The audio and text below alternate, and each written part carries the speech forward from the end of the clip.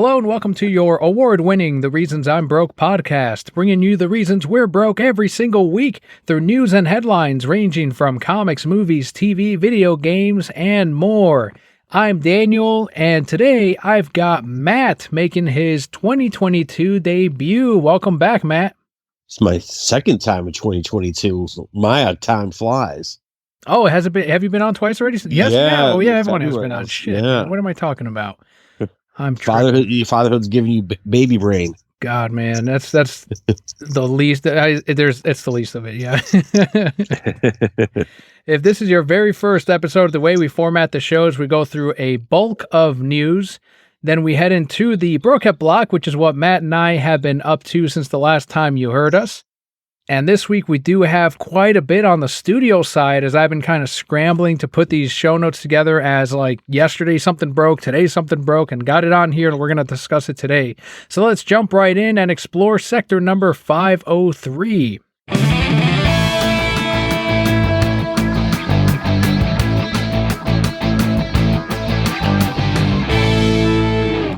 Kicking it off with some video game news, Sony has announced their very own Game Pass-like service. However, it doesn't look to be as appealing as Microsoft. So when it comes to competing more directly with Xbox Game Pass, Sony has confirmed that it won't be making first-party titles available on day one as Microsoft's service does. Speaking to GameIndustry.biz, PlayStation head Jim Ryan explained that the idea of adding first-party releases to PlayStation Plus at launch is something that Sony does not believe would be good for the company's development pattern. He said, quote, "We feel like we are in a good virtuous cycle with the studios where the investment delivers success, which enables yet more investment, which delivers yet more success," end quote. Sounds like a bunch of mumbo-jumbo to me, Matt. Sounds like they're going to change their mind on that when Activision first-party games that Xbox just bought are going to be going to their system, and they're going to be waiting months, if not a year, before they come on their network and Sony. That's the weird thing about it with that giant acquisition, and you're not going to go ahead and make that power move of here's our Game Pass and also first party titles. It's just kind of a little baffling because this was their chance to really garner that attention of, okay, well, here's ours. And immediately it is in my eyes, a lesser service than that of Game Pass. It feels like there's kind of like a shift in the wind lately with, even though I'm the most casual of gamers, it just feels like things have been kind of shifting in Xbox's favor lately.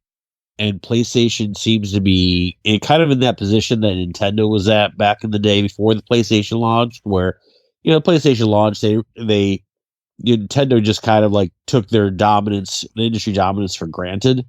And PlayStation's been like the industry giant for pretty much since the PlayStation 1.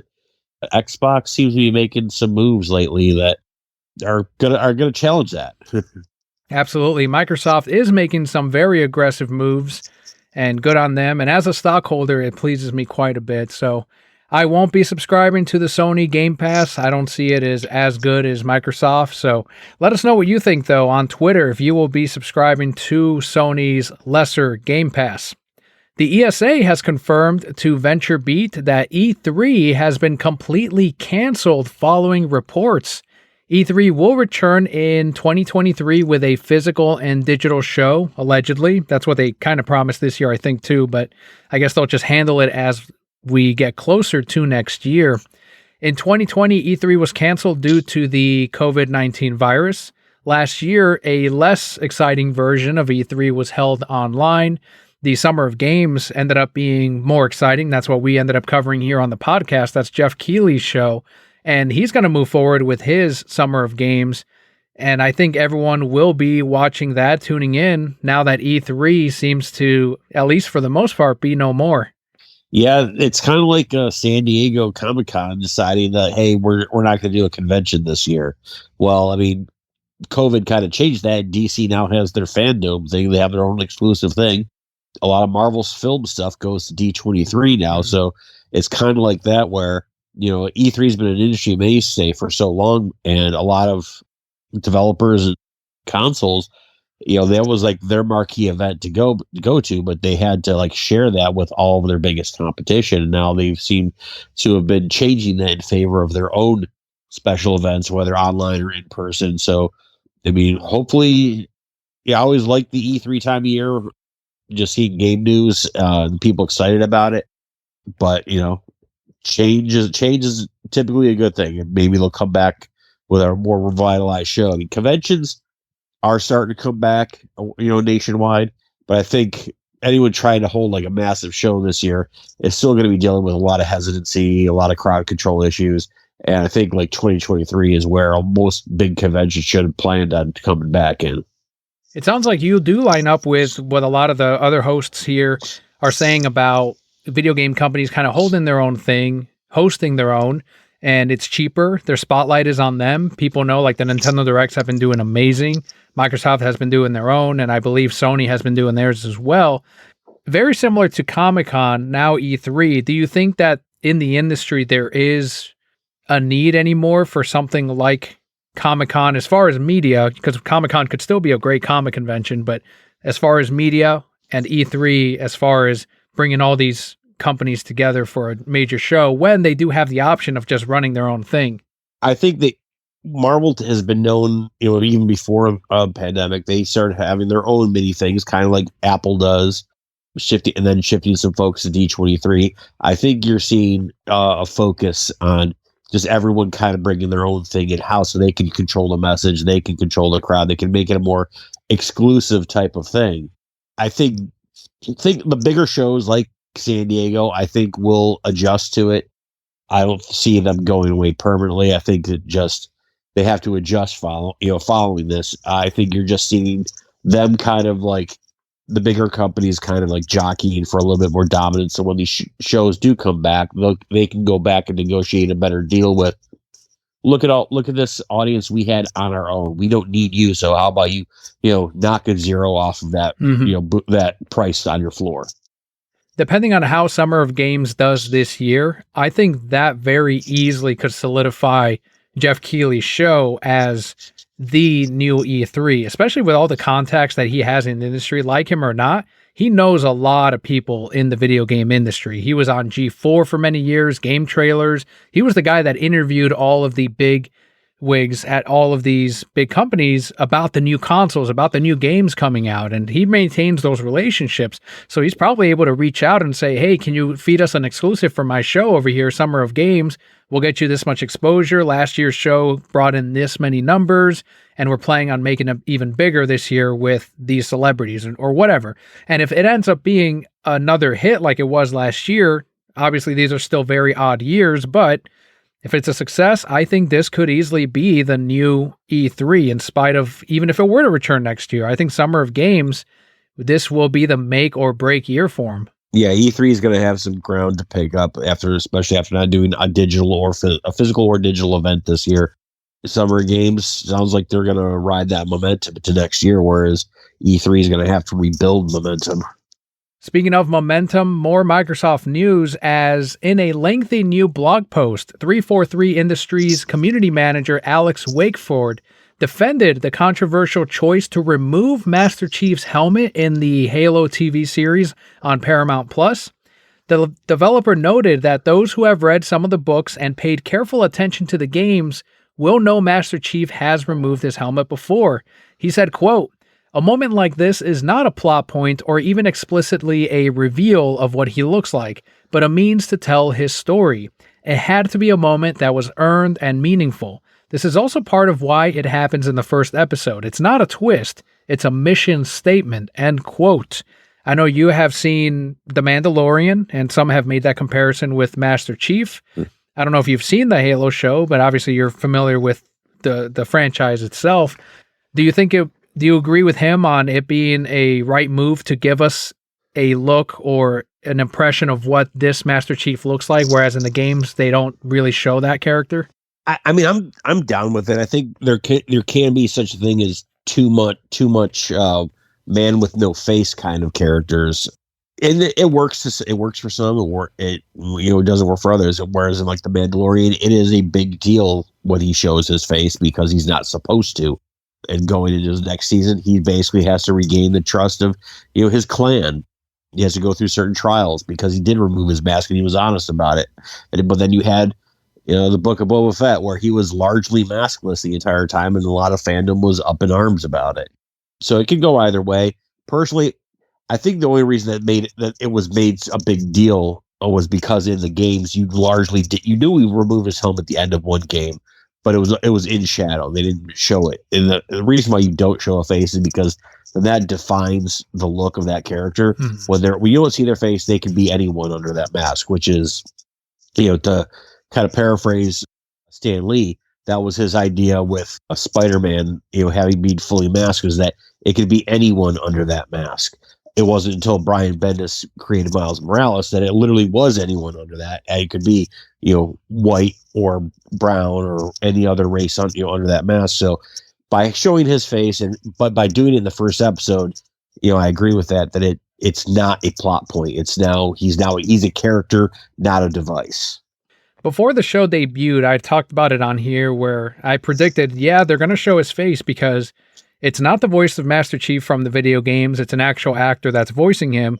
So there's an intention there to at some point show him, kind of not like what Dredd did in the latest movie, which was crazy. Carl Urban, you don't see him at all. He basically voices him, and that was pretty awesome. But for a show like this, it's a series, and if he is going to be one of the main focuses as a character, then you have to have that connection with the audience at some point. And I think if they hadn't had any intention to ever show him, maybe they would have made that effort to get the actual voice actor from the games. But since they didn't, I kept saying, I'm like, we're going to see him and it's going to be an actor and it's different from the games. It doesn't connect to him. So if you don't like it, it's still not your Master Chief technically. It's not in continuity. It's not canon. You can choose whatever story you want to follow. Yeah, even in like the games, like just the voice that David Hayter did, could hear he wasn't like a mindless engine of destruction. Yeah, he was, like the game player's engine of destruction, but you knew he had he had a thought process. He was a soldier, but he wasn't emotionless. He did care about like saving people and did have emotional connection with Cortana. So showing his face is only going to, from time to time, is only going to kind of strengthen that emotional connection, which is why they do it sparingly on the Mandalorian. So like it's a very emotional time or moment when they actually do that. One last question about Halo. Have you actually seen the reveal? Have you seen the actor's face in the suit? I have not yet. I'm kind of waiting for this first season to finish, and then I'm catching up on a couple other shows so I can just kind of like, spend a day just binging it. Okay. There's no detail on like his eyes are missing or anything like that. So it's not a spoiler, but when you do get around to it, someone pointed out that it's very much a create a character basic model. You know how when you get to create a character and they just have a base model like in Mass Effect, they're like, how do they find the perfect actor that looks like that? like just the base model. And I'm like, that's fucking true. So that you can customize them in your brain anytime, any way you want. That's right. Yeah. We've got a little bit of sadder news here, but I did want to reflect on a lot of the movies that Bruce has done over the years, like him or not. Bruce Willis's daughter, Rumor, took to Instagram to offer an official statement on behalf of their family, revealing that Bruce is stepping away from acting following his diagnosis of aphasia, which is a language disorder caused by brain damage. It impacts the ability to communicate. The post read, quote, "To Bruce's amazing supporters, as a family, we wanted to share that our beloved Bruce has been experiencing some health issues and has recently been diagnosed with aphasia, which is impacting his cognitive abilities. As a result of this, and with much consideration, Bruce is stepping away from the career that has meant so much to him." End quote. So, Matt, I want to reflect a little bit on Bruce's career and ask you, what's your favorite Bruce Willis film? Still to this day, Die Hard, with probably Unbreakable being right behind it. Oh, good choices. Very good choices. They were saying, they're so completely different types of movies. Yeah, that's true. They really are. They were saying that even in the last one, I think it was called Mr. Glass, that he was having now it's coming out, like some of these production, like, all right, well, we can talk about this now that it's public. Yeah, he was having some issues filming this and that. So it sounds like this has been ongoing for quite a bit. My answer is The Fifth Element, followed by Die Hard. I do like Fifth Element, though, because of the all the comedy behind it, and Uh-huh. he's able to play around in all of that. He's still the action star, but he's able to play around with the comedy that they throw in there and all the crazy sci-fi. Gary Oldman, of course, being insane. Yep. And It's still an iconic movie. It's become like a cult favorite. I like it. I just wish we'd gotten like the full Fifth Element, because like apparently like the original script for that movie was like 2 to 3 times what we actually saw. You know, when you talk like a movie script, like each page is roughly equivalent to 1 minute of film time, and like the original script for that was something like 400 pages.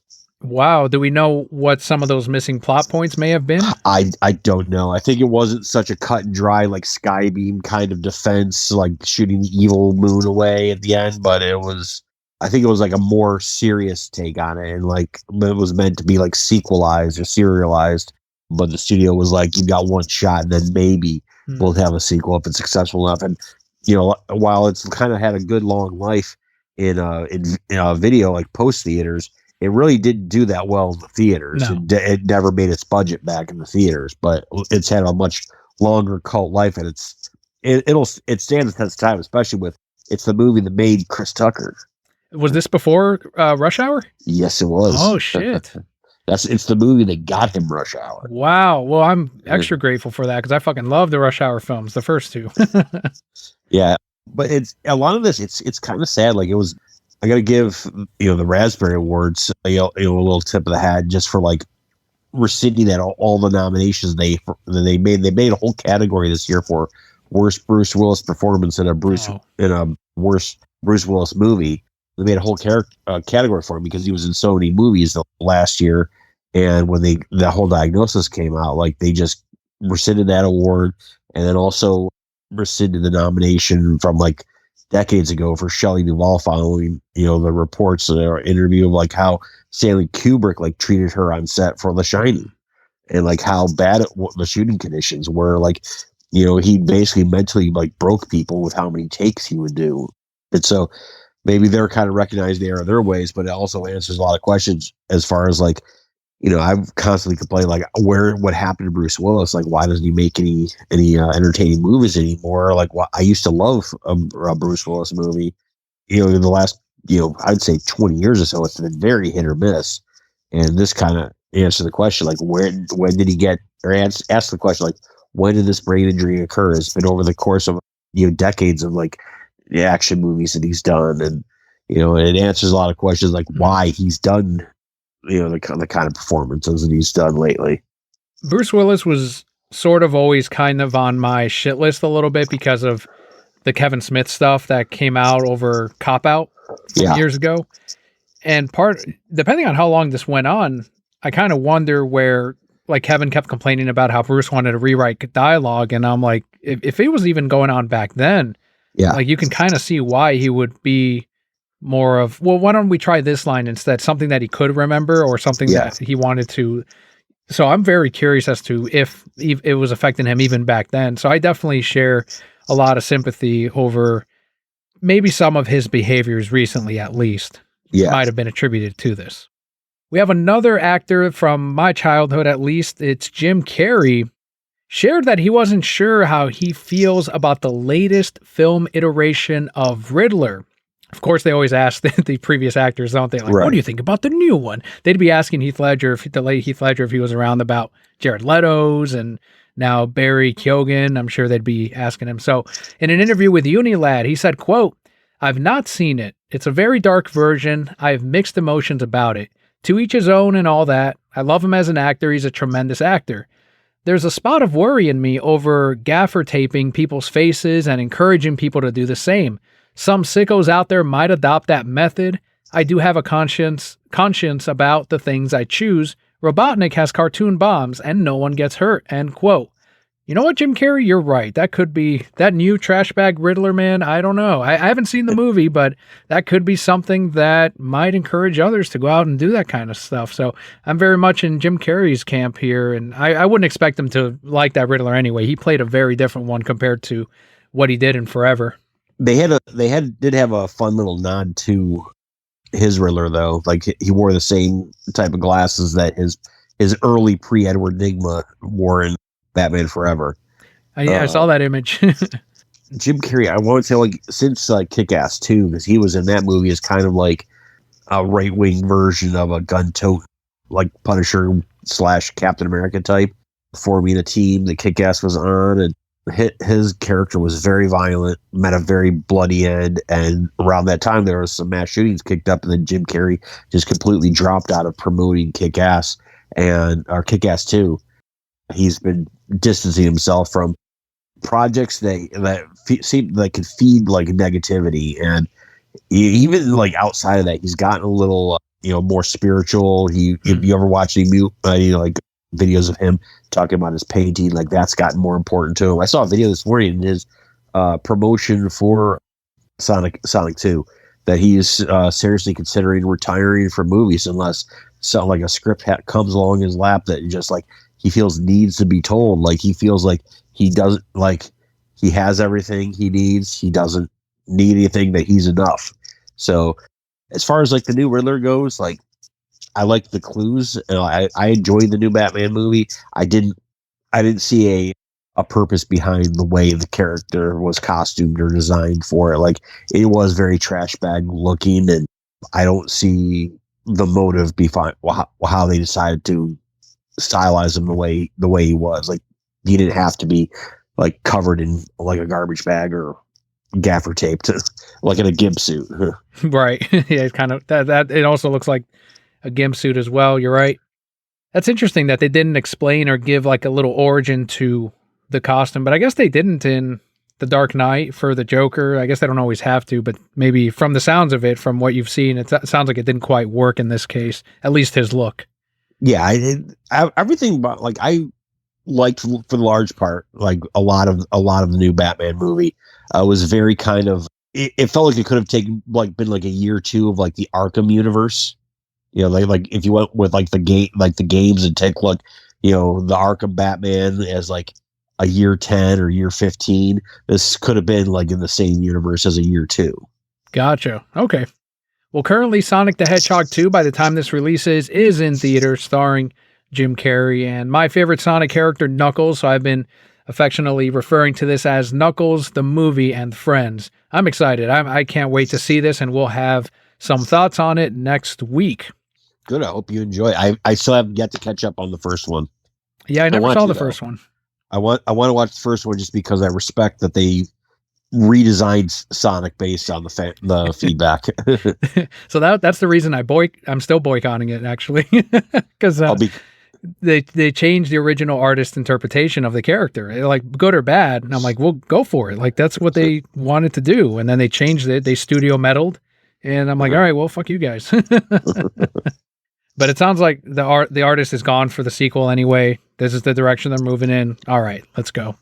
In an effort to get more eyeballs on the Oscars, we have not discussed anything about Will Smith, and we won't, because I've been listening to so many podcasts, and every fucking show brings up the Will Smith slap, even shows that have nothing to do with movies or entertainment. So I'm over that personally. But you need to watch the opening monologue to this last Saturday's episode of Saturday Night Live, where the host, Gerard Carmichael, who I had no knowledge of beforehand, his whole monologue is about it, but he never actually says it. He doesn't say Will Smith, he doesn't say Chris Rock, he doesn't say slap, and he expertly talks about the whole thing. And he could have easily shifted at the very end to say that it was something completely different that happened the entire week. Like that's how vague it was, yet so specific. That's hilarious. I got to check that out. But we do have Oscars news here, as this was an effort, right? A huge effort to. The reason I bring up the Will Smith thing is a lot of people speculated, even in our own Discord, that it's fake, that it was all so that next year people are like, I don't want to miss the live event. I want to see if anyone else gets. And I'm on the camp of it's too much bad PR for the Oscars, for Will Smith, for Chris Rock, for everyone involved, for it to be at all intentional. There's pauses on his projects right there. Right. Yeah, exactly. It'd be the worst agent move or whoever was in charge of it if this was all intentional. And I do not think it was way too awkward when it happened. But they did do some things this year to try to get more people involved in the Oscars, to try to get the general audience involved. And this is when they revealed that there would be a fan vote for fan favorite awards. So for weeks, movie fans were able to take to social media and name their favorite movie of the year. So Zack Snyder ended up being the first director in Oscars history to win Oscars for two separate of his movies. Right. He managed to win fan favorite vote for Army of the Dead. It narrowly, I don't know if it was narrowly, I know we overtook Cinderella, but it was like over the last couple days of the voting where they lit a fire under our ass, the Cinderella fan base, which is really the actor's fan base. I forget who stars in it, but she's got like a huge fan base. So they really pushed us like, all right, we got to really push hard and got it over. And then, of course, the most exciting scene was another Oscars vote. And that was called the Oscars cheer moment. And that went to Zack Snyder's Justice League as the top spot for The Flash entering the Speed Force. And that scene beat out the 3 Spider-Man team up from Spider-Man No Way Home, which came in second. And also the Avengers Assemble moment from Avengers Endgame, which came in third. So apparently there wasn't like a over the last year limit, because I think Endgame came out in a couple years ago. So it was able to get nominated if it had gotten enough votes. So this was huge news because, one, as someone pointed out, Zach's price just went way up in whatever negotiations that he may or may not be having with Discovery right now. And it's good for Discovery to see, hey, this is the project Warner Brothers did not want to release and it just won a fucking Oscar. It got the Marvel fan base really pissed off because they couldn't coordinate to vote to, it's like, guys, you could have fucking voted too. Like, why are you pissed at us? Right. If the Avengers Endgame fan base voted in the way and organized in the way that the Zack Snyder fan base did, then Spider-Man No Way Home should have won that. Yeah. And that was one of the things where now it's not a real award, but had they won though, I'm sure they would have touted just as we are. Oh, absolutely. So, I mean, it does bring an element of People's Choice Awards to Oscars, but you know what? You know, the biggest complaint everyone has every year of the Oscars is that, it's all these movies that are being nominated that no one's heard of. Right. That was another complaint this year with all the Best Picture nominations and all the best actors and leads. They're like, I've heard this complaint of the Oscars being so highbrow with their nominations or snooty where they're not nominating movies that the general audience might recognize. And I don't know, I kind of see that I'm on the Oscar side in a little bit because you have to pick legitimately the best in the Academy's opinion, you know, whoever that's made up of, however that's chosen, that's up for debate. But they shouldn't choose based on, well, this will play well with the general audience. They should play on what they legitimately think is the best performance or best film. And if it's a movie that came out in limited release, all right, then so be it. Like, it'll get it more recognition and more eyeballs on it after the fact. I wouldn't have seen most of these movies if they hadn't get nominated, had not gotten nominated, to be honest with you. Right. Like with anything, like life's about balance. And the thing that I think a lot of people are upset with is that, and then the Oscars has tried before by expanding the number of movies that are could be up for Best Pictures. Like, it could be as many as 10 movies in a year now. And that's simply, they do moves like that, trying to get eyeballs on it. So when they nominated like the Dark Knight, no one, I don't think any reasonably thought the Dark Knight was ever going to win, but they did it to get people to watch because like, oh, maybe they will. But you're going to have, like, the Academy is a very, small voting unit. Like, there's only about 6,000 members. So like, they're going to, and they're all industry professionals. So they're all people who are going to be looking at things a lot differently than the average viewer will. Like, adding a category like the cheer moment, like, that's definitely an audience award. The audience, I think, would be better to judge that than someone who's watching, because you constantly see actors and industry professionals talk about how they don't watch their own movies, this and that. Like, okay, well, then you're clearly not someone to judge a cheer moment. Yeah. And that's definitely something that, okay, I wouldn't be opposed to them having especially with so many blockbusters now, that you have a category or two that people vote on every year, and like it or not, it's an Oscar. That's right. It is. And it's officially listed on IMDb and everything like that. I thought there was going to be shenanigans, Matt. Like, I thought they were going to say, there might have been bots involved, so we're going to give it to Disney because that's who they made this for. Right. You know what I mean? Absolutely. The only thing I don't like is one criticism I read online, and this is a valid point. when they're doing cheer moment, it was such a broad, like there was no definition, like how far back, like that whole, like it was basically could have been any moment in the history of cinema. And most of the video clips that they showed on the Oscars was from stuff that's happened in the last 10 to 15 years. Yeah, there absolutely should have been a limit, some guidelines. Yeah. And like I think like if they're like I'm down with the cheer moment category that's fan voted, but I would say do it like every 5 years or so. And it's stuff that's over the last 5 years. Because I think over the last year would be a little too limiting because, I mean, how many movies are coming out, especially now, that are like that huge blockbuster type of moment type of thing? Right. It would basically be the highest grossing film of that year would get that Oscars cheer moment. So leaving it over the last couple would be good. And then I don't know if they're going to bring this back next year. I don't know what kind of metrics they have on how well this did for them. Obviously, it got Oscars on social media like crazy, trending, because you had to put in all those buzzwords and hashtags to be able to vote. So that aspect of it was good for them. But as far as the ratings themselves, pre-Will Smith slap, how many people were watching this year compared to last year? And this was one of those news that I was scrambling for, that I was like, oh shit, I got to put this in before Matt and I record tomorrow. According to Variety, Warner Media CEO and chairman Ann Sarnoff is exiting her post. Sarnoff was informed by leadership on Tuesday that her position would be eliminated, one insider said. She joined the company back in 2019, counted a massive portfolio of brands under her purview, including Warner Brothers Pictures Group, HBO, HBO Max, Warner Brothers Television, DC, WB Animation, TBS, TNT, and Harry Potter Wizarding World. She also oversaw the consumer products experience divisions. We ended up sending as a movement gift baskets to her when she got hired back in 2019. Please release the Snyder Cut. Welcome. She didn't respond to him. She was not a friend of ours. David Zaslav said, quote, "There is a lot of exciting momentum at the company, and I appreciate all of her counsel and partnership the last few months, putting us in a position to succeed as we launch Warner Brothers Discovery. We all wish her great success in the future," end quote. Her exit comes a day after the exit of Jason Kilar, who put in his resignation. And he was the Warner Media CEO. He's the one who appointed Toby Emmerich on to oversee HBO Max. He's also the one who was responsible for firing the people who greenlit the Snyder Cut before he came on board.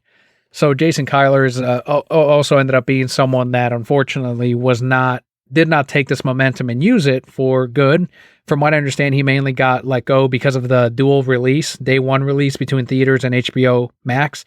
That caused a lot of bad blood between directors, actors, and the studio themselves, so he had to go. And Zaslav is going to take over most of Ann Sarnoff's portfolio following the Discovery merger closing. So this is a pretty big exit, Matt. Can we call this episode Cul-De-Sacked? It is now. Yeah. Thank you. Yeah. Ann Sarnoff was one of those people who was very much in the camp of trying to minimize the impact of Zack Snyder's Justice League and saying hey, you got your treat now. Be good little puppies and let us go make movies like the big boys. Kind of talk down to the fan base. It's just continuing a trend of Warner Brothers just mishandling not only DC but the DC films since again I will always draw a parallel back to when they started running out of Harry Potter books, because that's when they started paying more attention to something they had in their own backyard since the 70s. It's to see one person go I'm hoping, cross my fingers, but history has not been kind, that with Discovery taking the lead, that maybe we'll get some good quality leadership, handling leadership and management over the DC properties, and we just need to get Hamada gone, and then we can back up a Brinks truck to the Green Lantern set that is Zack Snyder's driveway. Yeah, it literally is, isn't it? Yeah. People are saying immediately, it's the fan base is going crazy. And as of now, when we're recording, this hasn't happened yet. fire Toby Emmerich has been trending. They're like, what is David waiting for? Why isn't he getting announced the next firing? Get rid of Toby and Walter Hamada. And from what I'm hearing, Toby is on until December. That's when his contract ends. So to avoid paying him out, from what I'm hearing, they're going to keep him on until December, and then they're not going to renew his contract. I think Walter Hamada could be bought out. He's on until next year. And Sarnoff ended up renewing his contract for, I think, a 3-year deal, which ends up ending next year. So he's probably cheaper to buy out. I don't know if that's going to happen, but I really don't see Walter Hamada if Toby doesn't come back, I don't see Walter Hamada having much power at all. I think it's going to be David Zaslav truly ruling with an iron fist and going, here's the direction we're going in, make it happen, or if not, someone else will. I mean, if he's not planning on keeping on Toby beyond the end of his contract, then I say just buy him out. Like you're already spending, all that money just to acquire everything and reorganize things. Just buy him out, because what is he going to greenlight in the next, 9 months that's going to suddenly change things? He's going to sabotage more things, I think. Like he has that pattern. Yeah. I did get a little nervous at his quote of like, I appreciate her words, her counsel. Do you think she's been trying to poison a well a little bit? Do you think? Oh, absolutely. I wouldn't doubt that she's throwing in there, like, watch out for those Zack Snyder fans. They're gonna start, now that everything's moving, they're gonna start bugging you to restore the air cut. And that's the key from what I'm hearing too, is from RT Snyder Cut. This is why we're pushing for Morbius to be a hit, because if a Jared Leto led project does well, and it has been doing well box office, then that gives them more, hey, well, we have this other movie that has Jared Leto scenes in it that were cut, a lot of them, and he just had this big hit over here, so why don't we just release this thing? So there's a lot of, it's really fascinating to me how all of this works, because I'm not in the industry, but I'm learning a lot from these campaigns and from people that seem to know way more than I do. We will see if Zaslav ends up firing Toby, if we get word of a restoration of the Snyderverse. The last I heard is Friday, as of when we're recording, is when they're looking to close the merger. That way they can ring the stock bell on Monday and open business up, basically, and start to really get going and start working. Supposedly, David has said they have a plan for months now. So they're looking to go, just right off the bat. Don't dick around with this. Here's our plan. Here's what we're going to do. And that does round out our set of news this week. A lot of exciting stuff happening. A lot of changes this year. In 5 months, it's going to be a whole different, I think, landscape as far as DC films and also the comics, because they're going to be in charge of all of that too. And I think we're going to see changes much quicker than expected. Speaking of change, did you hear about Ezra Miller? So I'm glad you brought that up, because there's a lot of split opinions on this. And to anyone unfamiliar, go ahead and give them a rundown on what's been going on with Ezra. So most recently, I guess he got intoxicated at a club in the UK, and he threatened someone, and he got the couple put a restraining order on him. He was violent. This is not his first time. Apparently he's on video back in 2020 having gotten again inebriated and choked a woman. And so he's having and apparently he had several meltdowns on the set of The Flash. Apparently they're having emergency meetings at Warner Brothers about if they're gonna continue with him with The Flash. Maybe the reason why the movie got pushed back was to kind of distance it from all this bad PR. It's kind of almost like a Johnny Depp situation with the Secrets of Dumbledore, with him being replaced after his first day of filming. But now they have a movie that's already in the can, basically. And what do they do with Ezra Miller after this? Is he going to continue? Are they going to continue with him with the Flash after all this stuff? Obviously, some are saying that some of these reports are, let's wait to see what the truth is type of deal, and see what's really going on. I've also been seeing the theory that because of Warner Brothers' past behavior, that these meltdowns that he was having on set, obviously they didn't reach out to him and try to get him help, is what I heard on the set of The Flash. They just kind of let it continue happen.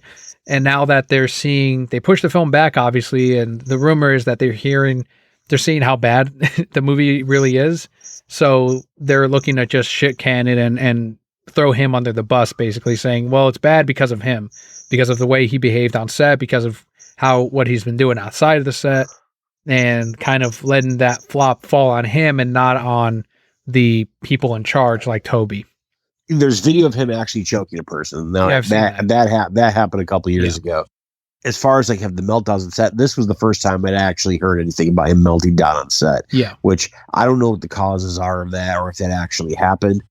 But at the end of the day, you do have someone who is excited about playing the Flash to the point where like he's appeared both on the CW Flash and in Peacemaker as his character. Like they had to put him up in the Flash costume for basically what accounted to maybe 30 seconds of screen time between the two appearances. So like he's definitely down with still playing the character, but I understand, especially following something like the Will Smith slap, that any actor that's in a marquee role, a title role, being violent with someone, like it's not a good look right now, and studios are scrambling to pivot away from stuff like that.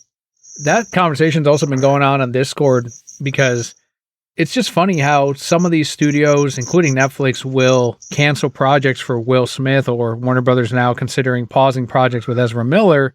But then you have other comedians, for example, like Dave Chappelle ended up getting a bunch of specials after they tried to cancel him, the trans community. Yep. And then Louis C.K. just won a Grammy, I believe. Yep. So it's kind of funny how studios and production companies will pick and choose who they want to, cancel, I guess, right, or follow the cancels of. So it doesn't feel like it's always genuine, if that makes sense. It's not balanced.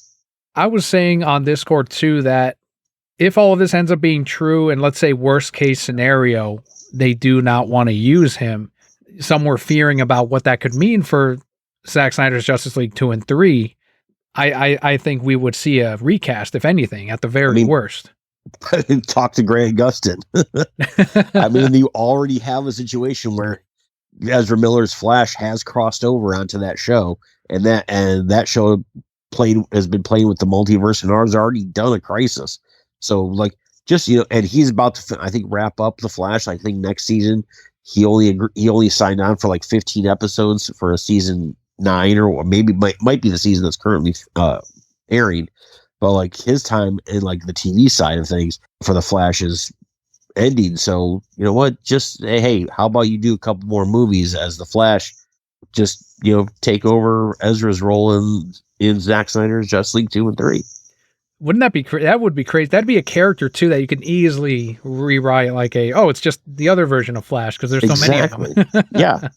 There was a mix-up in the Speed Force, and he's stuck in this new world now. Yeah, I would still want to see, though, how... And I heard that the Flash undoes all of this anyway, but I want to see that cosmic treadmill when he is able to take that trip to BVS and warn Bruce about everything that's going on. And then he ends up taking the right route the second time of, okay, I need to go... I'm too soon. I need to go to the other time points. I still want to see all of that background. Yeah. And it wouldn't make sense if it wasn't Ezra Miller. So that's the only part that has me like, I want to see all the pieces connect. And again, we'll see how all of this unfolds and how bad it ends up being or getting for Ezra. And I hope if he is suffering and this is all true, then I do hope he, one, is held accountable for the things that he did or the things that he didn't do, whatever it is. It's always accountability over entertainment. And that if he does need to get help, that he does get the help he needs. And best case scenario, he bounces back and everyone that was affected is able to be done right with as well. But there you have it, everyone. That is our block of news this week. Now we can head into the Bro Kept block, which is what Matt and I have been doing this week. So Matt, let's start off with you. Obviously, we can talk about what's been going on, reading, playing, or watching, but you already had some big news that you wanted to share on the show. Yeah, I got married last week. I saw the pictures. I figured that's what it was. Congratulations, man. Yes, thank you. We just did a small ceremony at my parents' house in Virginia. They're not able to travel, so this was the legit on paper, everything's legal, I am officially married ceremony. We're still doing a big one next January for all of our friends and the rest of our family, largely because like her brother, my wife's brother, lives in China, and there's weird travel restrictions as far as like quarantining when you go back still. So we wanted him to be involved to be able to come and at least put it out far enough. And we still don't know because they're still doing lockdowns in certain parts of China.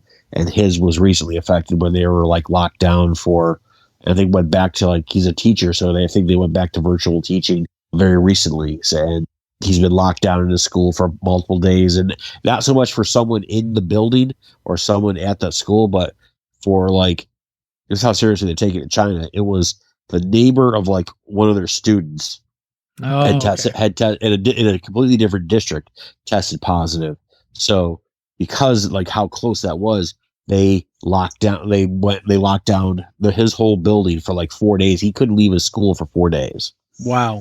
So like China's taking it very, very seriously. So we're still holding out hope that he'll be able to come, but you know, we're still, that's when the big party is next January. But as of now, like I'm married, we got the rings on. It's official. Last time I was on this show, I was but a bachelor, and now I'm a married man. Did you end up getting a traditional type of ring for your for you to wear, or did she end up getting like a Green Lantern themed one or anything like that? So you know that I have love for both Marvel and DC. This we saw just like bopping around on Etsy one day. I came across this jeweler out of the Netherlands who made a Infinity Gauntlet inspired wedding ring. So you've got all the different color, like little mini stones in there. They're different colors of the different Infinity Stones. Then around the center band is kind of like it's almost what I'd almost call like gold sawdust that's been kind of like lacquered in there, but it's actually meteorite. So I'm wearing a space ring on my finger. Holy shit! Yeah. So and with it's all like over like a tungsten base. So it's a pretty tough ring. Yeah. I love the crap out of it. And then she also got me like a little Infinity Gauntlet like ring holder that's someone 3D printed that it sits on at night. Wow. I maybe I missed that picture too. I would love to see it's space dust in there and everything. Yeah, it's pretty cool. I love it. Hers is, we didn't do like matching rings. Like she very much likes squids and octopus. So like her engagement ring was someone I found on Etsy that had this really cool, 2 squids that had like intertwining tentacles that are holding the stone. And then for the band, we went with just a simple band that had like squid tentacles that were like laser etched into there. We both went with stuff that like reflected our different personalities or things that we liked. That's awesome, man. I like tungsten rings. I used to have one from when Kelly and I got married, and it had all the lantern core etched onto it. And I went to the beach and it fell right out, and I wasn't able to find it anymore. So oh no! Now I have like this, I guess, rubber one or whatever, just because I don't want it to get caught on something, especially now that I work. I mean, I worked in the comic industry, but now I work in foods and all that. So I ended up going cheap. But yeah, Kelly, initially we ended up going all out with that too. And it's fun that you guys were able to do that. And it wasn't, a partner that's like, no, get a regular one. You know what I mean? Like that you were able to have your fun too. We're talking about like we've got rubber or silicone based alternatives. Or like if we go to the beach, we wouldn't wear out our nice rings. There's a nice Mandalorian inspired one that I've got my eye on that I want to get. And she's got she tried a couple that were based on her personality, but like the silicone material that they had was kind of weird and it felt almost kind of pumacey, like pumice. Yeah. So, she ended up she's kind of stuck with she found like a multi-pack of like real cheap ones that she keeps with, but she's got her eye on maybe the Fennec Shand one from Mandalorian and Boba Fett. All right. Well, again, congratulations, man. That is pretty big news. That's not even the end of the big news. No, please continue. Last time I was on the show, I talked about I want to be out of retail. I've been looking. The day I left town to drive up to Virginia, I left early in the morning. By the time I arrived in Virginia, I got my background check had come back, and I got an official job offer. So as of May 9th, I'll be working from home, and I can kiss retail goodbye. Holy shit. You're living the dream, man. My whole life just changed since the last podcast. It did. It really did. In many ways. You're going to have a lot of settling in on this and that, working from home. Have you done that before? Just straight working from home? No, but my wife's been doing it for like she's been work from home since the pandemic started. So she's used to it. We've got two separate areas that we're able to work in. Our schedules are going to be basically the same. The amount of time that I have to now to take off as well as paid holidays and sick time has like basically tripled over what I currently get. That's crazy. So what are you going to do now as you transition out? Like, as far as you're just going to, 110% it as far as like, or are you really just like, oh man, senioritis, I want to get out of retail? As far as like what I knew basically like 2 weeks before I went to Virginia that this was in the works. I've been trying since January with this company. I'm not gonna name the company on air. It's been in the works for a while, and I have parents who are poor health, so it's gonna allow me flexibility to travel more to help them, but whatever possible. But to be able to, we may go down to one car. There's a lot more flexibility. I'm looking forward to a better work-life balance. My schedule's been all over the place, but I wanted to give my current job, like when I got the official notice that my background check had cleared, I let my job know as soon as they came back. So they have like a month to hopefully find someone. Staffing has not been kind, but I'm not going to just phone it in for the last month I'm there. I genuinely don't want that frame shop that I currently work in to just like falter. I want them to be set up for success, but if they can't find someone, they can't. They can't say it wasn't because I didn't let them know with enough time. Right. Yeah, absolutely. Well, that's good, man. That's the way I ended up leaving as well. Sounds like we both still had some care for where we worked at, and it also reflects on your personality as well. Of let me do the right thing, Yeah. So that's good, man. And congratulations for getting out of retail. And thank you. And I'm assuming you're not going to be dealing with the general public. No. I mean, I will be to an extent. Like I'll be taking some phone calls. It'll be in the insurance industry, but it won't be like a face-to-face kind of thing. Well, that's awesome. Is there anything else? What else you got? It always comes in threes. I mean that's basically it. I'm sure there's. Oh, okay. So you know how they say like always be prepared for anything on your wedding day because like something will go wrong. Yes. So like my not then yet wife woke up with a cold on her wedding day, which I'm like I said, I'm 2 days behind on it. So like I got it a couple days later, and then when I went and left the hotel to get in my car to go to my parents' house to start setting up for everything, my car battery died. Oh man. So like it's real. It happened. The curse is real. Yeah. So I had to get a new car battery on my wedding day. But other than that, it was the bride was studying. I couldn't help being a babbling mess throughout all of our vows in the ceremony, but it was a fantastic day, and we're both ecstatic. We'll get ready to do it again next year, like you said. Yeah. I did not have now I'm like, man, my little story, the DMV. Like, well, listen, you've got something every week. You have to come up with something every week. That's like, true. It's a little easier for your guest host to have like bigger moments when some of them are on like only like every other month or so. Very true. So that makes me feel a little bit better. I mentioned this because I had to go and get my license renewed, and I couldn't do it online. It was one of those like, all right, it's been over a decade. You need to come in, get a new picture. You need to get the new little star thing on the Florida license. And I'm like, all right. So overall, the process was a lot smoother than it was 12 years ago or even 5 years ago when I had to go in, I think, for a title thing.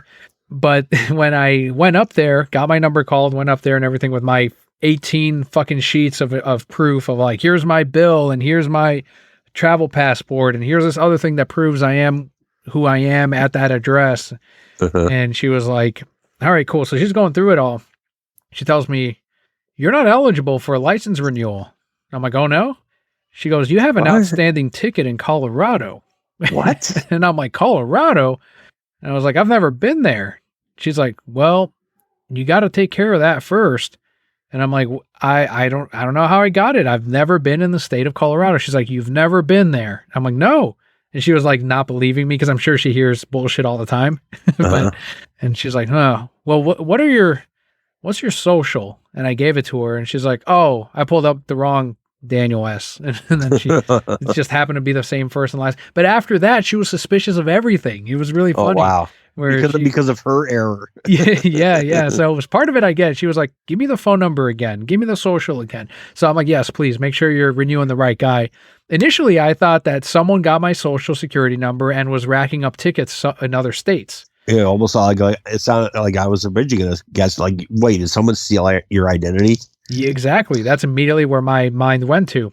And then the funniest part was she goes, are you wearing contacts? I'm like, no. She says, okay. Because it says here on your old one that you wear corrective lenses. I'm like, I got laser eye surgery. Oh, okay. It was just funny. Like everything was like a problem after that.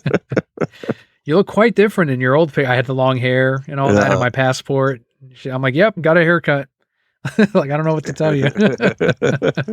Yeah, my last renewal was actually pretty easy because we were in the process of moving, but it hadn't been a decade because I haven't lived in Florida for a decade until like this coming July. But like I did everything online, and again, like the whole like COVID precautions, I think might have helped that along. But both my wife and I, like our licenses were waiting in our new mailbox the day we moved in. Wow. We moved into our new apartment. We never had to go in there. I still got my old picture from when I got my first driver's license. So, I mean, I do look a bit different from that one. My hair's a lot grayer. I was going to ask if they let you upload your own picture or something like that. Nope, they just use the same picture they had on file. Yeah, that makes sense. Because imagine, especially in Florida, how many goofy pictures there'd be people uploading. Right. Yeah. I know I'd definitely put up something. You know someone would try uploading a picture of Pepe the Frog. Oh, yeah, 100%. Or Florida Man. That's up there. Yeah. My God. So overall, though, I was fucking happy. I'm like, DMVs have gotten way better over the last year. I don't know if it's a COVID thing, but they're so efficient. I was in and out of there in 40 minutes, man. That used to be a 3-hour thing just to fucking sit there all morning or all afternoon. And now last time I physically went to the DMV, it was like there was a line 50 people deep before, like half hour before they actually opened. Fuck that, man. Now you make your appointment online. They're like, we'll see you at 11. You show up. 15 minutes later, they call your fucking phone number. You see it on the big screen there on television. Yep. It's so fucking cool. I'm like, man, they really improved. Someone a David Zaslav like person must have gotten in charge of that and said, we're going to do it like this now. So that was my little story. That's all I got. Well, hey man, it's rare people have, say good things about a DMV experience. So I'm happy for you. That's very true. But Matt, I do want to thank you so much. I'm glad you were on for this week where we were able to cover the WB David Zaslav stuff, because I know you definitely understand. You know what I'm talking about. You get the passion behind it. So I'm very happy that you were on this week. So thank you. Please let them know where they can find you in case they want to continue the conversation. They can find me on Instagram at madner.com. That's spelled DOTCOM. And on Facebook, just facebook.com/Madner. There will be links as well in the description of today's episode. In case you're driving, you want to come back, just swipe on over and you will find all the links to where you can find Matt. This week, I will say, if you are enjoying the show and you want to help us out, head on over to patreon.com/thereasonsimbroke.com. We've had a couple of people jump on over the last couple of weeks, which is very much appreciated, as a couple of people have dropped off due to money circumstances. I totally get that 100%. I'm definitely in that position right now, but every bit helps. So if you do enjoy what we do here every week, throw $1 our way, $1 per month. That equals 25 cents an episode. And you get access to our special Discord room, which is Patreon only, at patreon.com/thereasonsimbroke. Everyone listening, go sign up their Patreon as a special wedding gift to me. Just support Daniel. Oh my God. If they do, I'll let you know. All right. I'll send something over your way for sure. Sweet. But thank you so much again for tuning in, and for Matt for helping me host this week's episode. I've been Daniel, joined once again by Matt, and Brokehead Core. All will be well.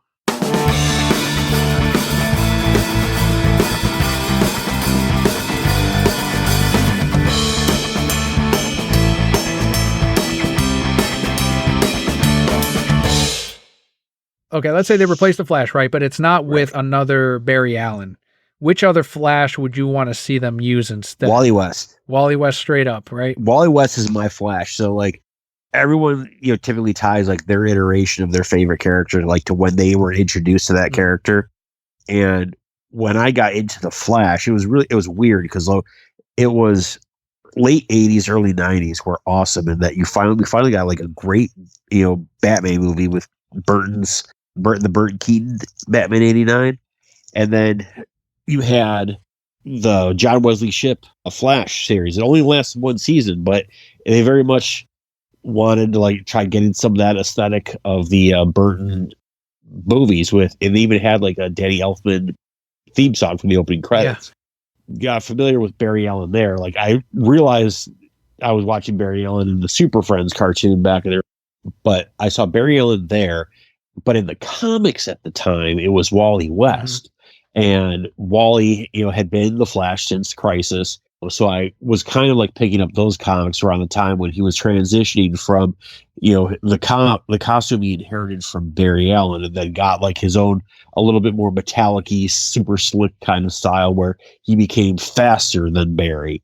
And so I grew up with Wally coming into his own as the Flash, having his own family. Like with the Doctor Who, I came in with Matt Smith, even though I went back to David Tennant. You kind of like identify with the Flash or the character that the iteration that you came in on, and so I came in on Wally West, and Wally West, like he got such a short end of the stick when they did the New 52. They basically erased him, and they've been messing with him ever since. Like I was great when they brought him back for Rebirth, but still they gave more agency and more purpose to Barry Allen. It was like, okay, Barry, I feel like his story was told, and Wally's was still ongoing. But if they're gonna get rid of him, I would bring in Wally West. You remind me, there's a subscriber at the shop, William. I don't know if he listens to the show, but he's a huge Wally West fan, and he would always remind, anytime he picked up all of his books, and he would pick up the Wally West miniseries after they brought him back during Rebirth, which was a great moment right before the Doomsday Clock. And he's like, every time he would bring up a miniseries like Heroes in Crisis, they made Wally West a murderer. And he's like, right. Even though it was like a duplicate, like a future version of himself, it was still him. Yep. And he's like, they made him a fucking murderer in this. And then they did another miniseries where he was the main villain, like he sat in the Mobius chair or something. And he's like, why do they keep making him a bad guy? Like, I just want Wally West. Yeah, just like since New 52, like Wally West has been, they keep fucking with him. With Tim Drake, it's like you're not getting those versions that you could continue growing with. You're getting these versions they just don't seem to know what to do with. Yes, that's what it is. And it bugs the heck out of me. I mean, you had such like the whole concept of the Speed Force came about when Wally was the Prime Flash under Mark Waid. Yeah, this was before Crisis then, right? Well, because there was that death of Barry Allen. So that wasn't explained by the Speed Force until later on. Barry Allen died in Crisis on Infinite Earths. Yeah. But the whole concept of the Speed Force was introduced in a storyline that Mark Waid wrote when Wally was the Prime Flash. It was, I want to say Oscar Jimenez was the artist at the time. I can't remember the exact storyline, but it was a mid 90s storyline. And then from there, I'm assuming they retconned the Crisis death of Barry Allen to, he was just lost in the Speed Force. Exactly. That's exactly what they did. Then you had the concept of like the negative Speed Force. Mm-hmm. Like they basically retconned it. So like the whole Speed Force originated with Barry Allen, and it spread forward and backwards through time. So that's how they explained how you had Speed Forces, speedsters in the future and then speedsters in the past that predated Barry. Is that Barry Allen is the original creator of the Speed Force, original origin of it, but it just spreads throughout time and space from him. Until they rewrite all of that again. Right. Until there's another, Of course.